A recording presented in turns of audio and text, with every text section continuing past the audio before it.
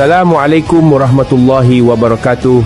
Salam Malaysia Madani, pendidikan bermutu, insan terdidik, negara sejahtera, salam memacu prakarsa pendidikan.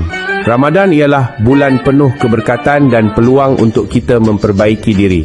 Dalam bulan yang mulia ini, cikgu ingin menitipkan panduan dan renungan untuk semua dalam mengamalkan tingkah laku terpuji demi membentuk sahsiah yang unggul.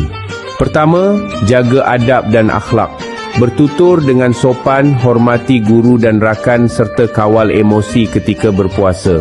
Kedua, laksanakan ibadah dengan bersungguh-sungguh seperti solat, membaca Al-Quran dan berzikir. Ketiga, amalkan sikap sabar dan elakkan pergaduhan.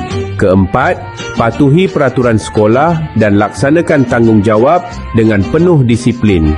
Kelima, hormati rakan yang berpuasa dan juga yang tidak berpuasa. Keenam, jaga kebersihan diri dan persekitaran. Ketujuh, amalkan sikap tolong-menolong dan lakukan kebajikan dengan ikhlas. Marilah kita jadikan Ramadan ini medan membina akhlak dan menyuburkan iman. Selamat menjalani ibadah Ramadan. Sekolah itu mulia.